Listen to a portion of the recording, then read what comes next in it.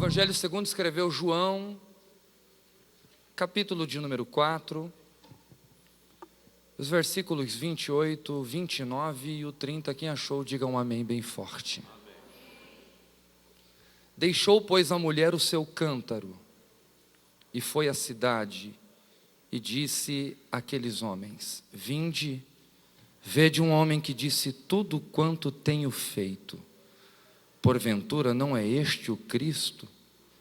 Saíram, pois, da cidade, e foram ter com ele. Amém e amém. Pode tomar o seu assento, muito obrigado. O tema da mensagem que eu vou pregar para vocês aqui esta noite, na verdade é um tema interrogativo. Um tema em forma de interrogação, uma pergunta para você responder para você mesmo ao longo desta mensagem. E o tema é: você é um cântaro ou você é uma fonte? O que você é? Você é um cântaro ou você é uma fonte? O que você é? Eu quero que você venha comigo, porque nós vamos começar esta mensagem imaginando um mundo muito distante do nosso, muito diferente do nosso. Um mundo onde não tem água encanada, onde nas casas não existem torneiras e nem chuveiros. Um mundo onde as pessoas vivem uma vida muito diferente da nossa. Onde cada trabalhador, cada pai de família tem um sonho muito comum, o sonho de ter pelo menos uma fonte de águas ou uma cisterna em sua casa. Um mundo totalmente diferente do mundo que nós conhecemos. A história desta noite se passa exatamente neste mundo.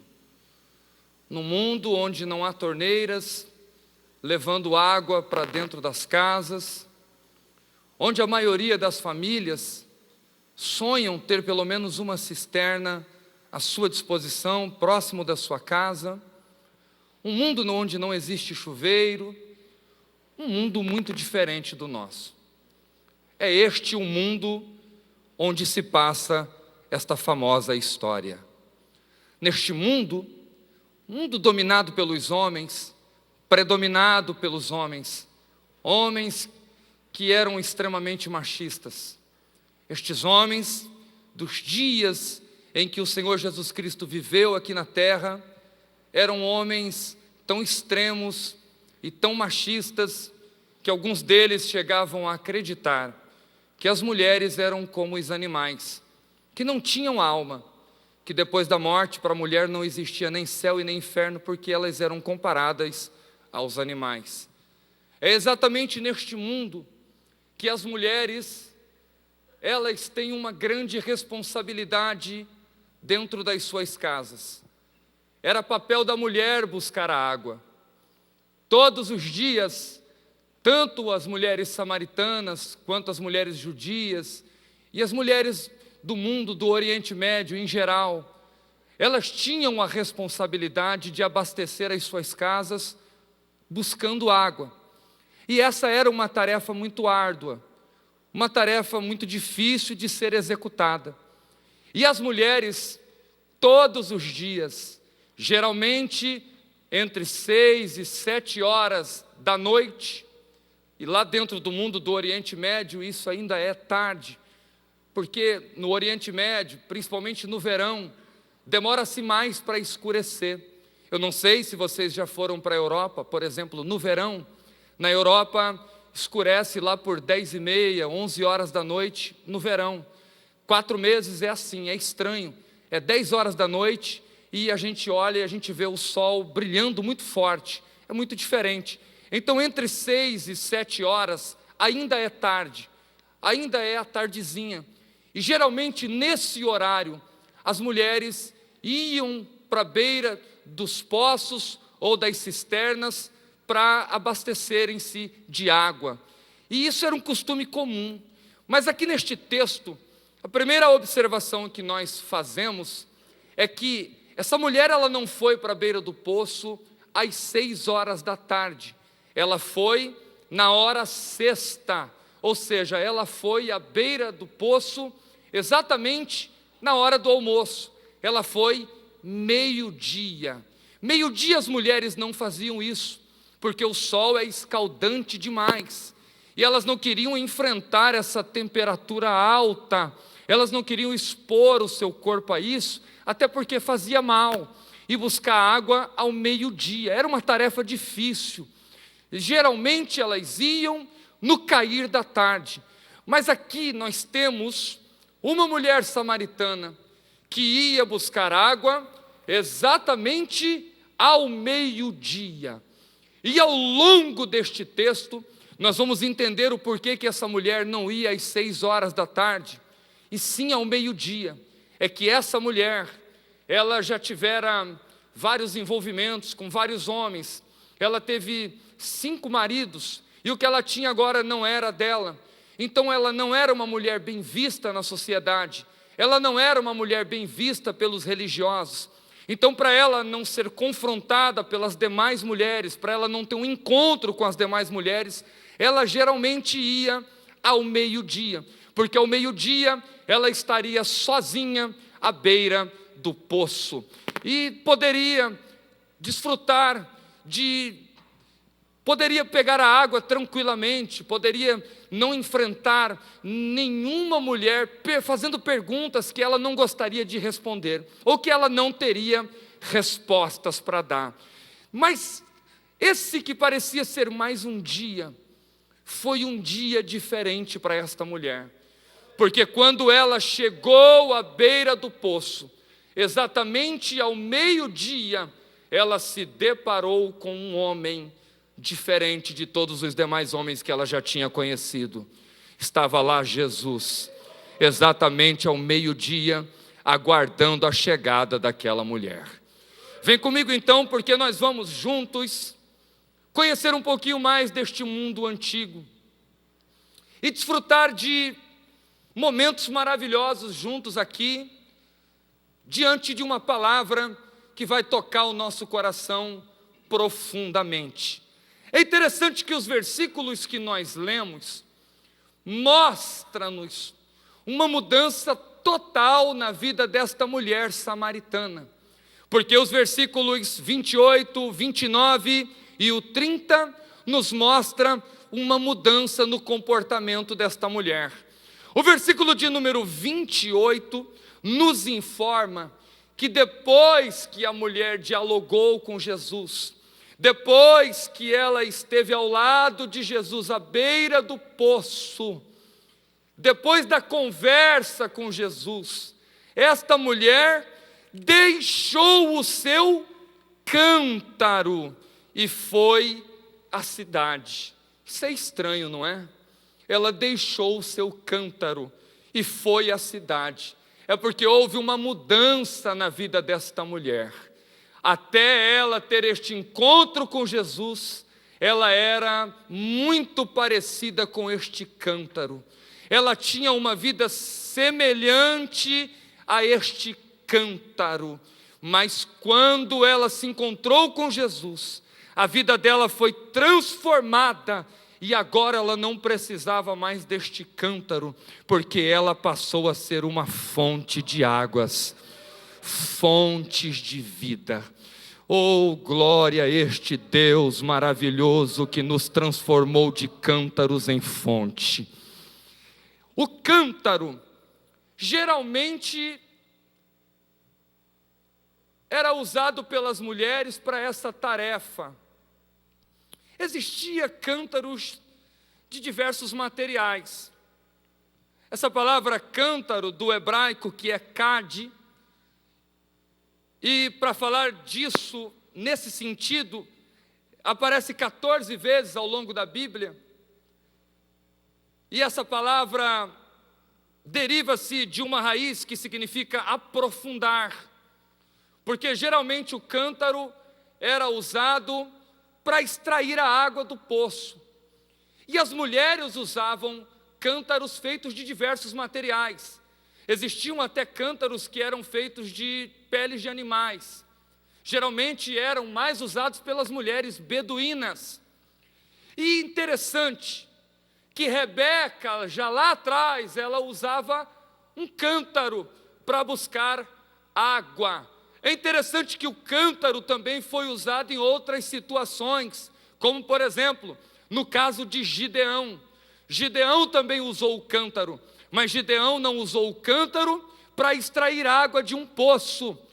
Gideão usou o cântaro para colocar dentro do cântaro tochas de fogo. É interessante, o cântaro era usado para a extração da água, mas Gideão usou para colocar tocha de fogo dentro do cântaro.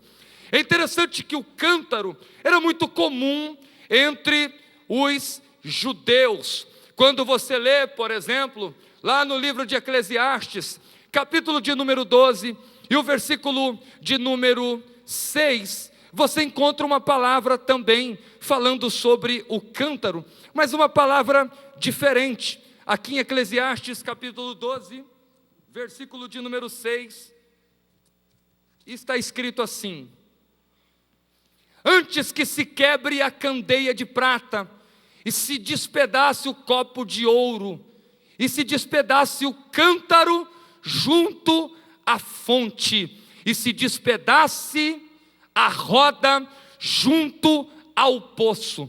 O pregador, quando está falando aqui do cântaro, ele está fazendo uma alusão à vida. Ele está usando a palavra cântaro para falar da vida física. E ele diz, antes que se quebre o cântaro. Ele está fazendo uma referência à vida física. Por que esta mulher, ela deixou o seu cântaro? E por que estamos usando a figura do cântaro para representar a vida que tínhamos antes do encontro com Jesus? É que o cântaro, ele é um recipiente pequeno, um recipiente limitado. O cântaro representa uma vida previsível, uma vida onde não há nenhum imprevisto, onde tudo é muito previsível. O cântaro representa que nós precisamos nos aprofundar, até porque essa palavra cântaro deriva-se disso, aprofundar. Então esta mulher precisava do cântaro para extrair a água, e o cântaro está falando, eu preciso me aprofundar. Mas a gente só é representado pelo cântaro até o encontro com Jesus. Depois do encontro com Jesus, se o evangelho de fato entrou na sua vida, você deixou de ser um cântaro para ser uma fonte. A sua vida nunca mais foi uma vida limitada. Todos os dias o Senhor está fazendo algo novo no teu coração e na tua vida. Todos os dias o Senhor está te surpreendendo. Vocês já perceberam que Deus nos surpreende a cada dia? Quando a gente pensa que já conheceu tudo, quando a gente pensa que já viu tudo, aí é que a gente se engana. O Senhor se apresenta para nós e diz, você não conheceu ainda nada, eu tenho muito ainda para te revelar. A nossa vida deixou de ser uma vida limitada, a nossa vida deixou de ser uma vida previsível.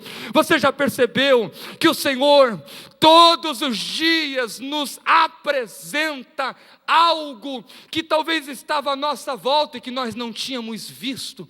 Vocês já perceberam o quanto a nossa vida é imprevisível? O quanto o Senhor faz coisas extraordinárias acontecer na nossa vida? Um crente que deixou de ser um cântaro, ele não vive mais uma vida previsível. A vida que ele vive é uma vida de novidade. Sempre há algo novo sendo revelado por Deus na vida do crente. A nossa vida agora é uma vida imprevisível. Nós deixamos aquela vidinha previsível que nós tínhamos no mundo.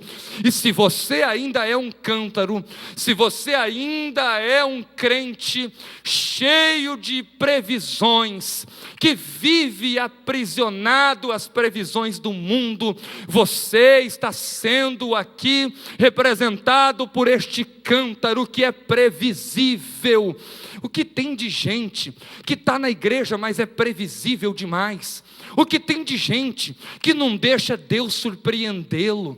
O que tem de gente que Deus não pode mudar nada na vida dele, porque ele é previsível demais. O que tem de gente que quer que a matemática de Deus se pareça com a sua matemática. O que tem de gente que quer colocar Deus dentro de uma caixa de sapato, ou dentro do mundinho que ele criou, e fazer de Deus a sua marionete. O que tem de gente que quer ensinar a Deus como ele deve trabalhar. São pessoas previsíveis demais. São pessoas que são cântaros ainda, não aprenderam que é o Senhor quem governa a nossa vida, que é Ele que nos leva, que nos guia, é Ele que nos sopra como o vento sopra, e o caminho dele não é conhecido por nós. Deixa o Senhor te surpreender. Não seja essa pessoa previsível demais. Tem gente que é tão previsível que fica lendo os jornais, assistindo os noticiários, e quando há um anúncio de alguma catástrofe, de alguma coisa ruim, ele se limita àquilo, ele fica morrendo de medo, ele começa a tentar tomar precauções, ele começa a querer fugir de cidades, começa a querer tomar medidas desesperadas na sua vida, é porque ainda se assemelha a um cântaro, é previsível, é limitado. O Senhor está falando com você aqui esta noite: ei, deixa de ser esse cântaro que você tem sido até agora, deixa de ser essa pessoa limitada demais às coisas desta vida, às coisas deste mundo, deixa de ser essa pessoa previsível, cheio de previsões. Nós não nos baseamos as previsões que o mundo faz, nós andamos por fé e não por vista. O mundo inteiro pode estar num caos,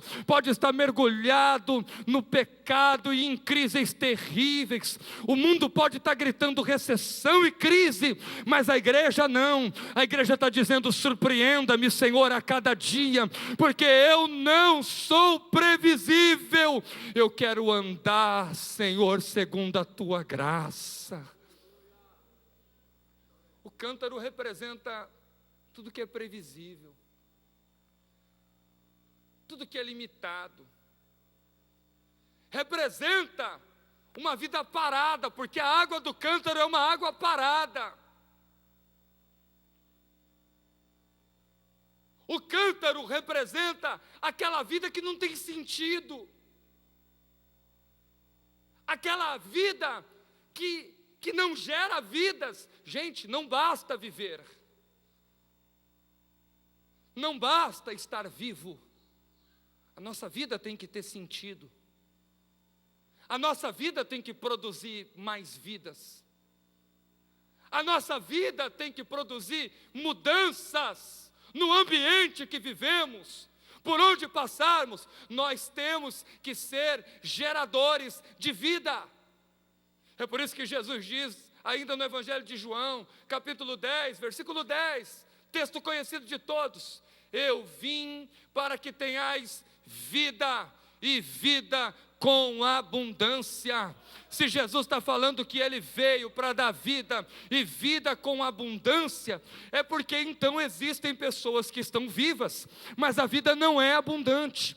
É porque existem pessoas que estão vivas, mas estas pessoas não geram nada. Estas pessoas estão vivendo abaixo da média. Mas o Senhor disse: eu vim para que tenhais vida, e a tenhais em abundância. A nossa vida não é uma vida parada, a nossa vida é uma vida abundante.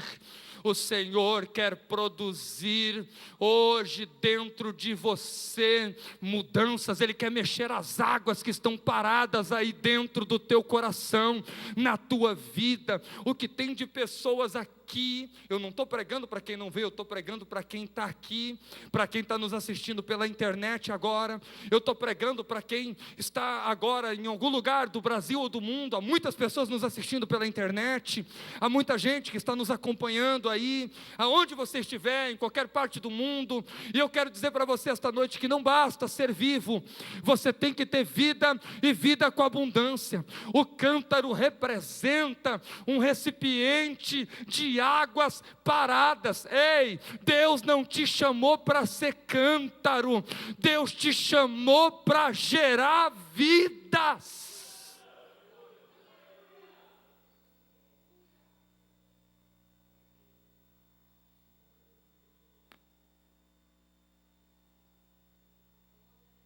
Você é cântaro ou você é uma fonte?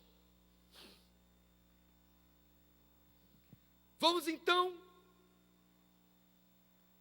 entender o que é uma fonte. A fonte de águas simboliza a vida. Os antigos judeus, os antigos rabinos, diziam que quando alguém bebia água à beira de um poço, bebia água de uma fonte, ele estava bebendo a sabedoria. Isso também representava as bênçãos de Deus. E quando a gente lê o Salmo, um dos salmos mais lindos que eu acho, o Salmo de número 84, versículos 6 e 7, está escrito assim: o qual, passando pelo vale de Baca, faz dele uma fonte, a chuva também enche os tanques, vão indo de força em força, cada um deles em Sião aparece perante Deus. Existe um contexto histórico aqui no Salmo de número 84. O vale de Baca era um famoso vale, um vale de difícil travessia. Então, quando os viajantes iam para Sião, inevitavelmente, eles tinham que atravessar o vale de Baca. No vale de Baca não tinha alimentos. O vale de Baca era um vale muito limitado, um vale muito seco, um vale muito difícil. O vale de Baca tinha esse nome porque vale de Baca quer dizer o vale das lágrimas. Para se atravessar o vale de Baca, tinha que se levar instrumentos para poder extrair água, cavando cisternas ao longo do percurso. E muitas vezes os viajantes se deparavam com lugares tão secos que eles não conseguiam achar água. Alguns morriam nessa travessia, outros se feriam e se machucavam na travessia do vale de Baca. Mas é interessante que é exatamente no vale de Baca, muito próximo dele, que cresciam as balsameiras, planta que dá o bálsamo. Então conta-se que quando os viajantes iam atravessando pelo vale de Baca, e alguns deles usavam os instrumentos para cavar cisternas, ou para cavar um poço, para tentar achar água de alguma forma, e eles machucavam as mãos, e apareciam aqueles calos, e quando alguns deles entravam em estado de desidratação, ou alguns ficavam muito fracos por causa do sol escaldante, conta-se que eles iam procurar as balsameiras. Por que as balsameiras? Porque é das balsameiras que vem o bálsamo. E quando eles chegavam nas balsameiras, eles entravam debaixo das balsameiras e só esperava a balsameira chorar. A lágrima da balsameira era o bálsamo que curava as feridas dos viajantes. Então os viajantes entravam debaixo da balsameira, ou colocavam as suas mãos machucadas, e o bálsamo se encarregava de curar aquelas feridas. O Senhor te trouxe aqui hoje e Ele está dizendo para você: entra debaixo da balsameira, porque o bálsamo de Gileade vai te sarar. O vale pode ser de lágrimas, o vale pode ser das lágrimas, mas é no vale das lágrimas que crescem as balsameiras. O Senhor te trouxe aqui hoje para sarar o teu coração. Você acredita nisso? Diga um glória a Deus bem forte para adorar o teu Senhor. Gente, nós não poderemos ser cântaro. Nós precisamos ser uma fonte. Essa semana, eu assisti um documentário que contava a história de 8 ou 9 homens que foram presos na Sibéria, e eles fugiram daquela prisão, e eles não deviam nada, mas a época era difícil, e eles foram presos injustamente. O governo de Stalin pagava para as pessoas até falarem contra as outras, e tinha até esposa que denunciava o marido por causa do dinheiro que ganhava, ou porque eram constrangidas. E esses homens tomaram uma decisão que não foi tomada por ninguém antes. Eles decidiram fugir daquela prisão da Sibéria, e eles viajaram 6.500 quilômetros até a Índia, de a pé.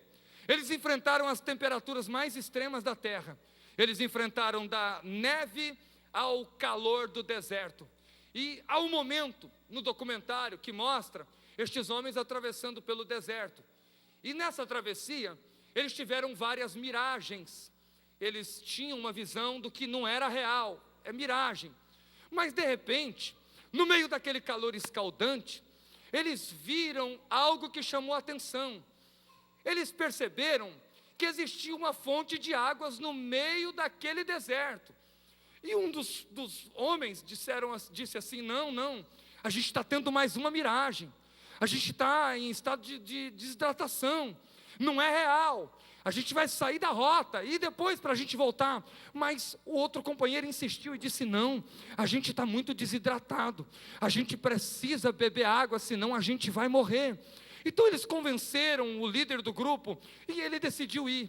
E quando eles chegaram lá, existia um poço no meio daquele deserto, e quando eles chegaram na frente daquele poço, eles pulavam, eles saltavam, alguns deles mergulhou logo, e pegou um pouco de água e jogou na cabeça, e eles ficaram tão alegres, eles ficaram tão felizes, porque agora eles tinham água no meio daquele deserto. Ei, Deus quer fazer de nós fontes de água no meio deste grande deserto que é este mundo.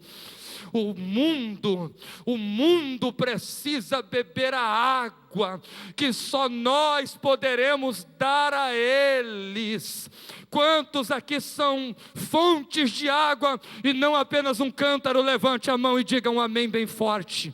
Jesus fala para a mulher que ela poderia passar a ser uma fonte. No versículo de número 14, Jesus diz assim: mas aquele que beber da água que eu lhe der, nunca terá sede, porque a água que eu lhe der, fará nele uma fonte de água que salta para a vida eterna. Então a mulher disse: Senhor, dai-me desta água, para que eu não tenha mais sede, e não venha mais aqui tirar.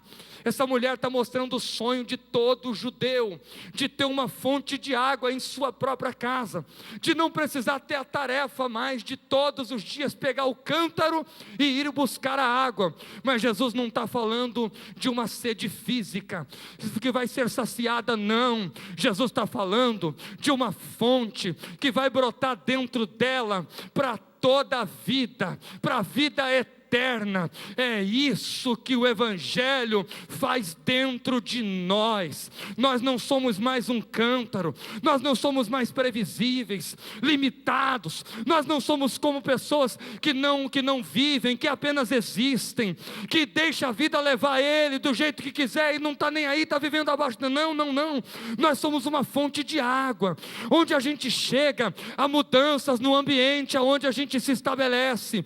Onde um crente que é fonte chega, acontece mudanças extremas. Onde um crente que é fonte chega, acontece mudanças que serão contadas por gerações. O Senhor quer fazer de você uma fonte. Há águas de Deus brotando dentro de nós. A água tanto é símbolo da vida, quanto também é símbolo do Espírito Santo. A água representa a vida. Quando Salomão, em Eclesiastes capítulo 11, ele diz assim: lança teu pão sobre as águas. Ele está falando, pega o pão, que também representa a vida, que fala da vida. Ele diz assim, pega o teu pão e jogue sobre as águas. As águas estão representando a vida. Ele está dizendo, jogue sobre a corrente da vida o teu pão.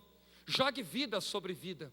E você vai ver que lá na frente, Deus vai dar uma ordem para a corrente da vida trazer de volta aquilo que você jogou sobre a sua corrente. Então, as águas representam vida. A água fala de vida. A água fala de saciar a sede. Quando Jesus fala que nós seremos uma fonte, Ele está falando, ei, vocês podem até viver num mundo de morte, mas neste mundo de morte vocês vão gerar vidas. Vocês podem até viver num mundo caótico, mas é nesse mundo caótico que vocês trarão transformações, porque vocês serão uma fonte. Todas as pessoas,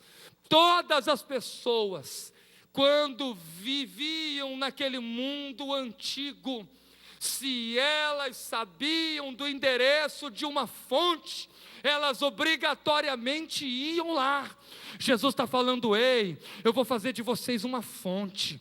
O mundo vai ter tanta sede, que vai procurar vocês para saciar essa sede que não é saciada pela mídia, essa sede que não é saciada pelo dinheiro, essa sede que não é saciada pelos prazeres desta vida, essa sede que não é saciada por nada que é transitório. Vocês já perceberam que tem gente que vive uma vida cheia de tantas ilusões, que tem jovens, por exemplo, que vão para as baladas. Eu conversei com um jovem esses dias, desviado da igreja, e ele falou, pastor Campanelli, eu me lembro que quando eu era crente, eu tinha uma alegria que era inexplicável. Eu ia para o ensaio dos jovens, e eu ficava tão alegre enquanto eu estava lá, e agora eu saio para as baladas, eu saio com mulheres diferentes, eu danço, eu tomo cachaça, eu fumo cigarro, mas quando eu saio daquele ambiente, me bate uma tristeza, me bate um vazio, é porque a fonte secou.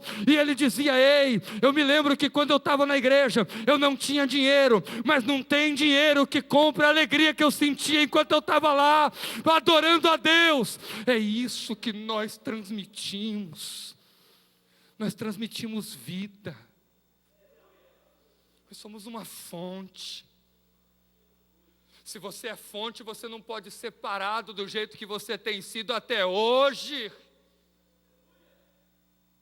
Se você é fonte, por que você não tem gerado vidas? Se você é fonte, por que onde você está não está acontecendo mudanças? Se você é fonte, por que você não deixa o Espírito Santo conduzir a história da tua vida? Você fica preocupado demais, andando ansioso, andando ansiosa, olhando previsões do mundo, vivendo uma vida medíocre, abaixo da média. E o Senhor está falando, ei, deixe de ser um cântaro, seja uma fonte, deixe as águas brotar vida dentro de você. Vem para o centro da minha vontade, e você vai ver o que eu vou fazer na tua vida. Sabe o que me chama a atenção? Observar as atitudes da mulher antes e depois do encontro com Jesus. Essa mulher samaritana, ela é religiosa, mas ela tem atitudes de cântaro e não de quem é uma fonte. Olhe para as atitudes dela neste encontro com Jesus. Primeiro, essa mulher, ela tem conceito de raça e não de graça, porque a primeira pergunta que ela faz para Jesus é, como é que pode o Senhor, sendo judeu, conversar comigo que sou uma mulher samaritana? Isso é conceito de raça, isso é preconceito. Ela tem preconceito, ela é religiosa, mas ela ainda não entendeu o que é ser uma fonte, o que é ter a graça. A graça não olha a cor da pele do homem, A graça não olha a estatura física do homem. A graça não olha se você é de uma família nobre ou de uma família muito pobre. A graça não é para um grupo exclusivo de pessoas. A graça é para todos quanto quiserem. A graça de Deus foi estendida para todos. Se você tem preconceito de raça, se você entende de raça e não de graça, você ainda não é fonte, porque quando você é fonte, você olha para uma mulher meretriz e você diz: hoje ela pode ser uma prostituta, mas amanhã pode ser uma missionária para pregar o evangelho.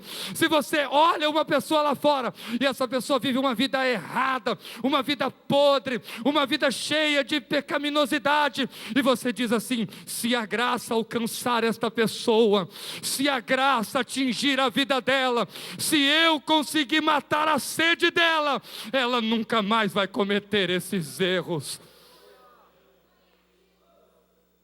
Judeus e samaritanos não se falavam. Por isso os judeus, quando iam se deslocar ou da Galileia para a Judéia, ou da Judéia para a Galileia, eles usavam um caminho alternativo. Mas no versículo de número 4 está escrito que Jesus tinha uma necessidade. Era-lhe necessário passar por Samaria. Ele precisava, a necessidade dele era transformar esta mulher em uma fonte para jorrar vida lá em Samaria. A maior necessidade que Deus está vendo em nós não é do que está nos faltando na nossa vida material. A maior necessidade que o Senhor está vendo em nós é que nós venhamos deixar de ser um cântaro para ser uma fonte. A maior necessidade que Deus está vendo em você que veio aqui neste culto, ou que você que está assistindo pela internet, é que você deixe de ser apenas um religioso previsível, deixe de ser apenas um religioso limitado, é que você passa a ser uma fonte que vai jorrar águas, que vai ter vida dentro de você e vida com abundância, que vai ter vida dentro de você e vida com abundância. Jesus viu uma necessidade em Samaria. Que necessidade era essa? De ele se sentar à beira do poço e descansar? Claro que não. Dele se sentar à beira do poço e beber a água daquele poço? Claro que não. Dele comer o alimento, os pães que os discípulos foram na cidade comprar? Claro que não. A necessidade que Jesus viu lá era de transformar uma mulher que era apenas religiosa, mas que tinha atitudes de quem é cântaro, em uma fonte que jorraria vida.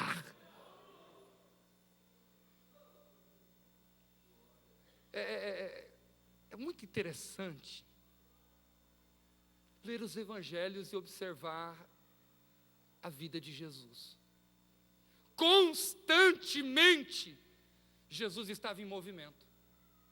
Observem. E entrando ele no barco, disse-lhes: passemos para a outra margem. Movimento. Jesus está se movimentando lá para o meio dos povos gentios, para uma decápolis de cidades que não pertence ao território dos judeus. Agora, Jesus está saindo da rota comum. Todo judeu usava um caminho alternativo, mas Jesus nunca usou caminhos que ele não quisesse usar. Jesus nunca se prendeu à nossa matemática. Se ele quisesse fazer o 1 mais 1 virar 5, ele fazia. Ou se ele quiser mudar a matemática do homem na tua vida, a matemática do homem é 1 mais 1 é 2, 2 mais 2 é 4, e assim vai. É a matemática exata. A de Deus não segue o nosso padrão. As coisas loucas deste mundo são as que ele escolhe. As pessoas menos improváveis desta terra são as pessoas que ele escolhe. Ele veio para quebrar os protocolos do homem. Ele veio para quebrar todos os protocolos do homem. Ele veio para mostrar que ele usa quem ele quer, que ele usa quem ele quer, que ele levanta quem ele quer. Ele fez de nós fontes.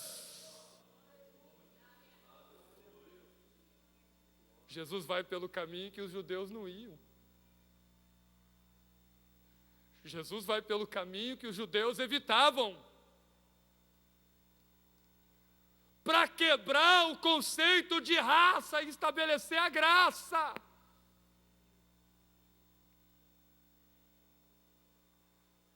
Ele vai a lugares que os homens não queriam ir. Jesus era tão perfeito que ele nunca falou quando deveria ter ficado quieto, nunca ficou quieto quando deveria falar. Ele nunca foi quando deveria ficar, nunca ficou quando deveria ter ido. Ele nunca passou por um caminho que ele não quisesse ter passado, ele nunca se adiantou e nunca se atrasou. Jesus nunca estava de pé quando deveria estar sentado e nunca se sentou quando deveria estar de pé. Jesus nunca permitiu que ninguém tocasse nele se ele não quisesse liberar virtude para transformar a vida desta pessoa. Jesus nunca fez nada que ele não quisesse fazer. Jesus nunca errou. Jesus nunca fez nada influenciado pelos homens. Jesus nunca fez nada que ele não quisesse ter feito. Ele nunca fez nada que não estivesse nos seus planos. O plano dele era ir pelo caminho que os judeus não iam, era ir pela contramão da lógica dos homens, para transformar uma mulher cântaro em uma mulher fonte.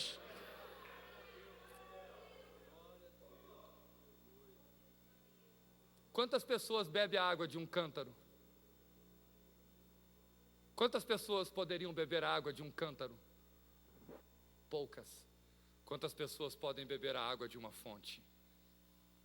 Nós somos fonte. Quanto mais águas fluem de nós, mais vai brotando. Oh, você está em constante movimento. Jesus estava em constante movimento. Jesus se movimentou durante todo o seu ministério terreno. Jesus não era águas paradas, ele queria transformar as pessoas que eram religiosas, mas tinham preconceitos de raça. Essa mulher tem mais uma atitude de quem é cântaro.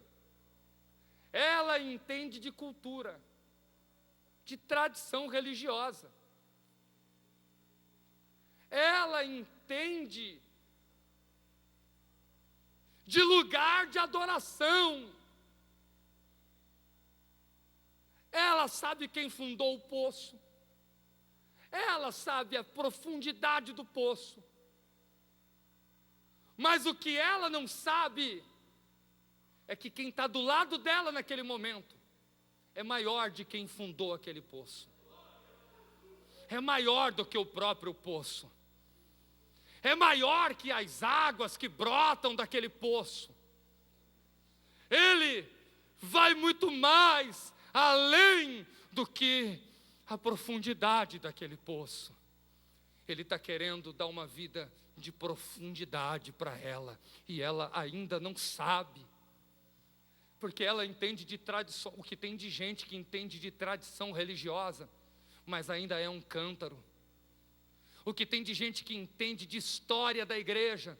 Tem pessoas que contam a história da igreja, que a gente fica com lágrimas nos olhos, mas são pessoas que são cântaro, são previsíveis demais, contam a história da igreja, mas não vive a história da igreja na sua geração.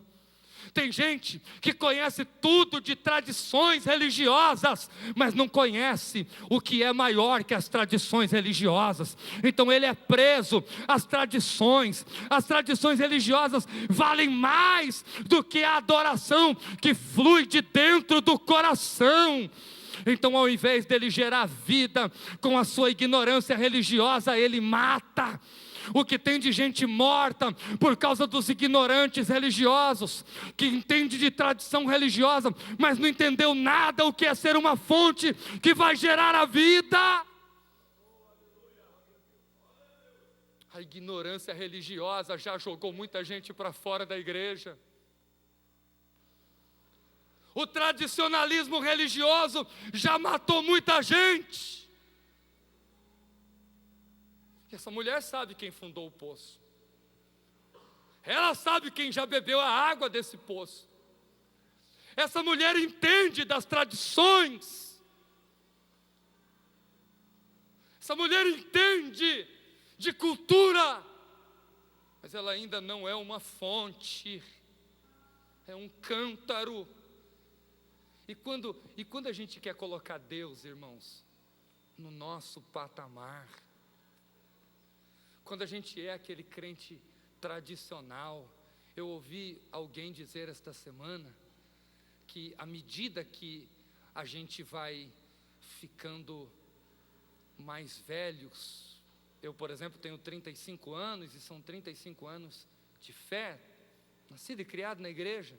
Então, isso é bom, mas isso também é perigoso, porque a tendência das pessoas é ir se acostumando com as tradições, é ir se acostumando com as regras religiosas, é ir se acostumando com as imposições.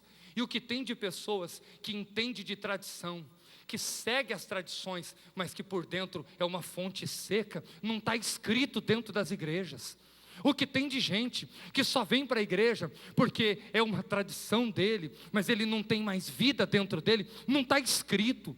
O que tem de gente que vem para a igreja, mas só porque é tradição da família, é tradição dos antepassados, mas ele não tem vida, ele não gera vida. Então ele quer viver uma vida abaixo da média, porque ele entende de tradição, mas ele não tem águas que brotam de dentro dele. E o Senhor quer fazer isso hoje na tua vida. O que tem de gente que em nome da religião matou. O que tem de gente que em nome da religião ignorou as pessoas. Nos dias de John Wesley, leigos não podiam ler a Bíblia, leigos não podiam frequentar os cultos, leigos não tinham acesso à poderosa mensagem. E John Wesley disse: isso não é certo. A graça é para clérigos e leigos, a graça de Deus é para todos. Eu vou quebrar essa tradição, eu vou quebrar esse tradicionalismo, e eu vou começar a levar a palavra onde houver alguém sedento. E aí John Wesley fez aquela poderosa oração que entrou para a história, quando ele dizia: ó Deus, dai-me 100 homens que não temam a nada a não ser o pecado, e eu estabelecerei o seu reino na terra. E aí tem um ponto, uma vírgula na sua oração, e ele diz assim: eu devastarei o inferno. Dá-me 100 homens, não importa se eles são clérigos ou se eles são leigos, eu quero estabelecer o teu reino neste mundo. Oh, você pode levantar a sua mão e pedir para o Senhor fazer de você uma fonte, e pedir para o Senhor fazer de você uma fonte, que você não seja que nem a mulher samaritana, que entende de tradições religiosas, que entende de local de adoração, mas não entende ainda de graça de Deus.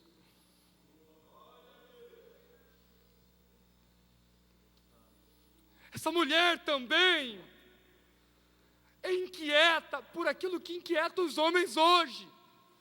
Qual é o verdadeiro lugar da adoração? Aí Jesus vai ensinar algo que vai chocá-la. Jesus vai mostrar para ela que o importante não é o lugar, o importante é o como e não o aonde. O que importa é como, não aonde. Ela diz assim: ei, aonde é o lugar da verdadeira adoração? Nós, os samaritanos, acreditamos que é no monte, que é na montanha. Vocês acreditam que é no templo. Aonde é? Aí Jesus diz assim: mulher, crê-me que vem a hora em que nem neste monte, nem em Jerusalém adorareis o Pai. Quem é cântaro está preso a lugares. Vocês já perceberam que tem gente que só adora na igreja? Já perceberam que tem gente que precisa especificar um lugar e dizer: é esse aqui o lugar onde verdadeiramente se adora? Eu, por exemplo, eu vim de São Paulo. Em São Paulo, é comum você ver o pessoal pregar e dizer assim: ei, crente tem que ir para o monte, porque Jesus orava no monte. E aí eles propagam isso. E a maioria dos crentes que oram no monte lá, a maioria, me desculpem dizer isso, mas eu conheço bem, porque eu vivi a minha vida toda lá, a maioria daquelas pessoas são pessoas problemáticas, porque entendem de lugar, querem fazer um lugar como um lugar mais sagrado, como um lugar mais santo, mas na verdade, o lugar não importa, o importante é o como. Se você é adorador, você adora a Ele na tua casa, na igreja, no trabalho, onde você passa, você está adorando. Nós somos adoradores. Até porque, deixa eu até sair um pouquinho do tema aqui para falar uma coisa. Quando Paulo diz assim que nós somos membros do corpo, essa expressão é muito linda, porque a palavra membro vem de melos. Melos vem do grego, e melos no grego vem de melodia. Então quando o apóstolo Paulo diz assim, vocês são membros, ou seja, vocês são melos, Paulo está dizendo, vocês compõem uma melodia, vocês fazem parte da maior melodia de Deus que está espalhada pelo mundo. Então a maior melodia de Deus somos nós. Onde nós estamos transmitindo uma melodia perfeita. Quando o corpo está bem ajustado, o corpo está transmitindo uma melodia perfeita para os ouvidos deste mundo que ainda não conheceu o Senhor. Então o lugar não importa, pode ser na igreja, pode ser na tua casa, pode ser no teu trabalho, aonde você estiver. Se você estiver em perfeito contato com o teu Deus, você é achado por Ele como um dos verdadeiros adoradores. Oh, glória ao nome deste Deus.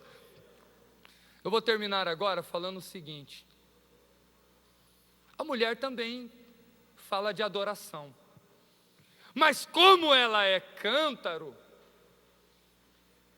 ela conhece uma adoração superficial, uma adoração aprisionada a lugares, uma adoração estereótica. E quem é fonte não. Quem é fonte tem uma adoração que flui de dentro, porque Ele é fonte. Então, quando Jesus diz esta palavra para ela, que nem em Jerusalém e nem no monte, aí Jesus diz assim: vós adorais o que não sabeis, nós adoramos o que sabemos, porque a salvação vem dos judeus. Aí no 23, Jesus diz assim: mas a hora vem, e agora é, em que os verdadeiros adoradores adorarão o Pai em espírito e em verdade. Porque o Pai procura a tais que assim o adorem.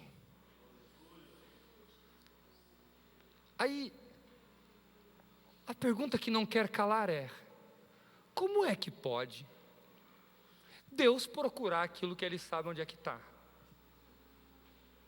Eu procuro. A mulher precisou acender a candeia, precisou varrer a casa para achar a moeda, mas Deus não.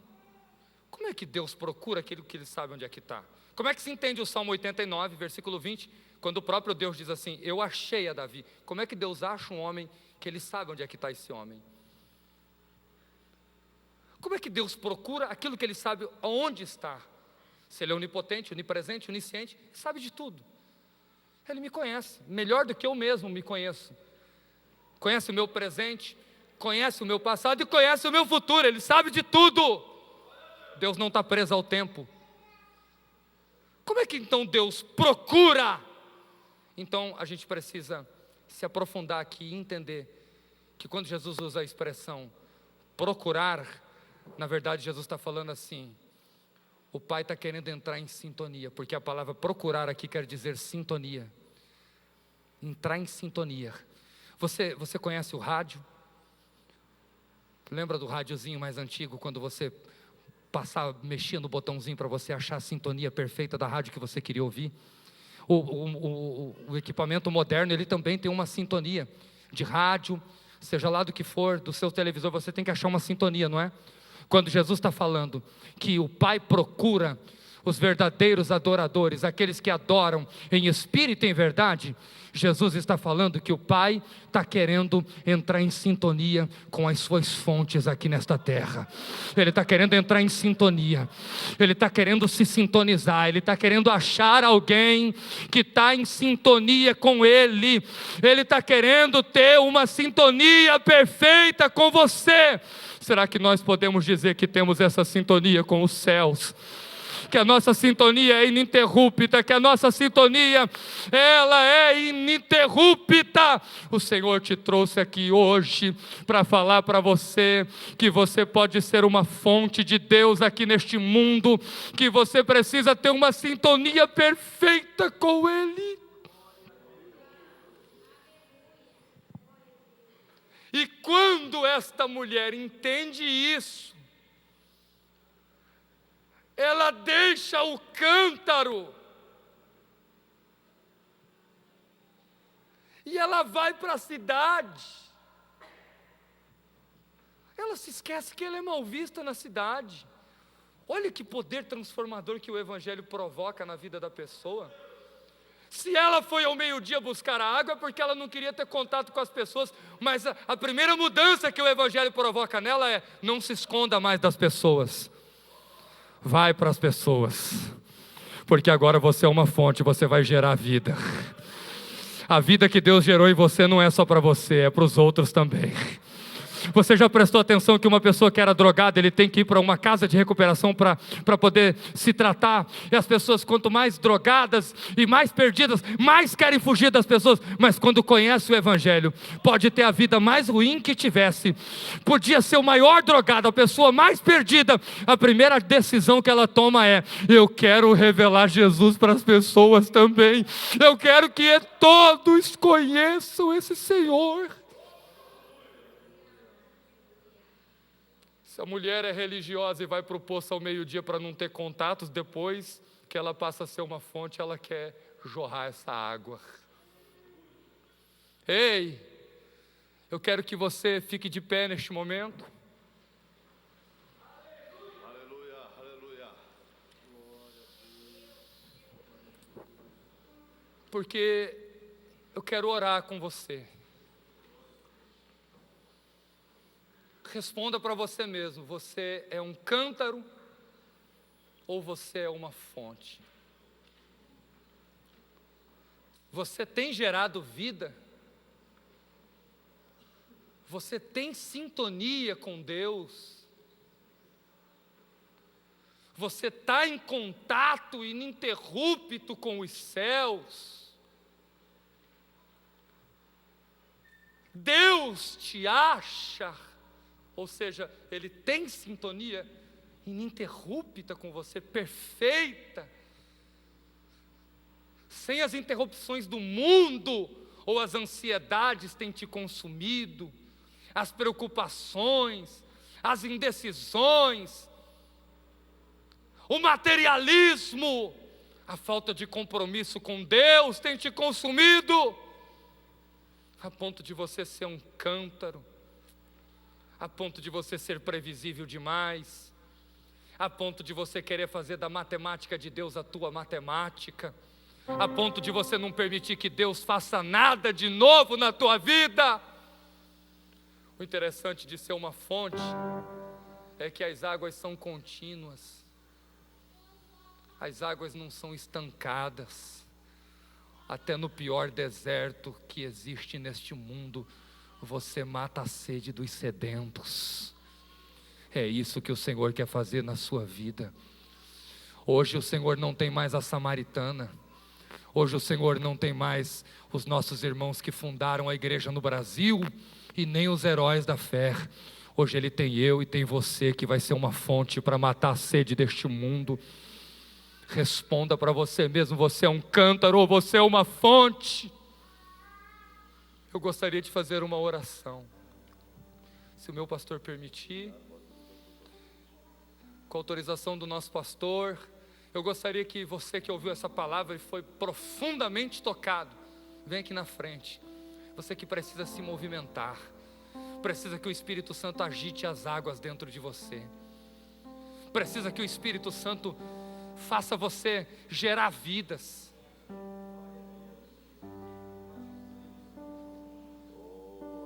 Você que precisa ter uma previsão positiva do Evangelho, uma previsão positiva da vida. Se você é um cântaro, você faz previsões negativas de tudo.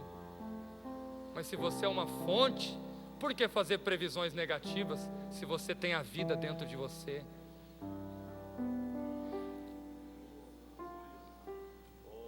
Ou se você é um religioso, mas ainda não entendeu que adoração não é um lugar, adoração não é um movimento, adoração não é um estilo de vida, porque estilo de vida muda.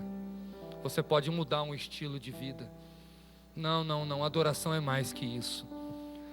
Adorar em espírito e em verdade é estar em perfeita sintonia com os céus, 24 horas por dia. O mundo não pode ofuscar o brilho de Deus na tua vida. Levanta a mão se você puder, aonde você estiver, nós estaremos orando. Tem gente aqui que não fala em línguas há muito tempo, que não profetiza mais.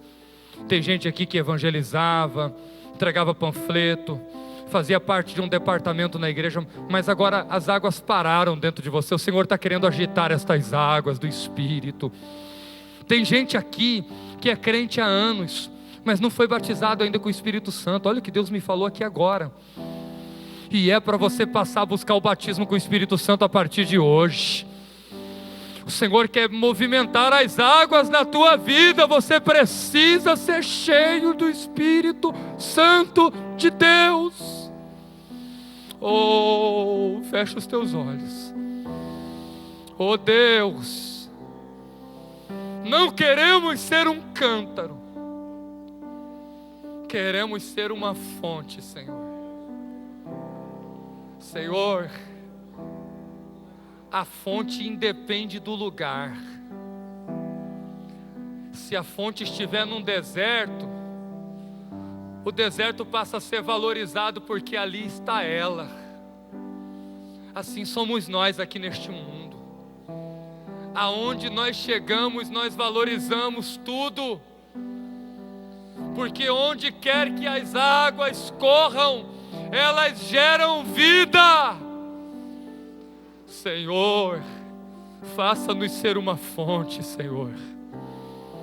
Senhor, faça-nos ser uma fonte a partir de hoje.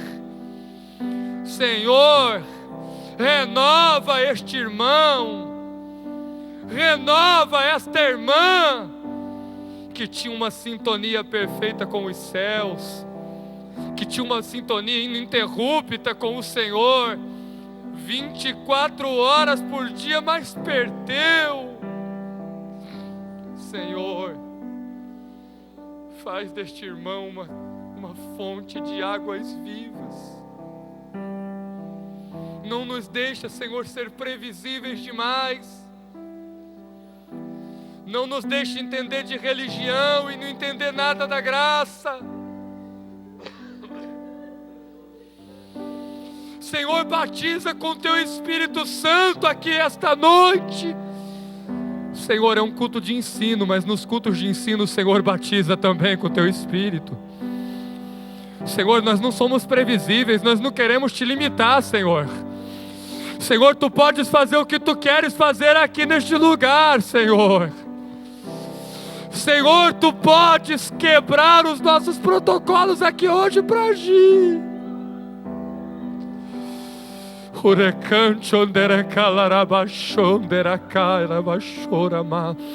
Levanta a tua mão mais alto, porque o Senhor está fazendo alguma coisa nova acontecer aí dentro do teu coração agora. Há um mover muito grande do Espírito de Deus na tua vida. Abra o teu coração. Abra o teu coração e diga: Senhor, faça de mim uma fonte. Faça de mim uma fonte de águas vivas. Orecante, orecandarabassore mahadarabaia suremai. Faça-nos ser fontes, Deus. Faça-nos ser fontes, Deus. Oh, Senhor, renova os corações, meu Deus, em nome de Jesus.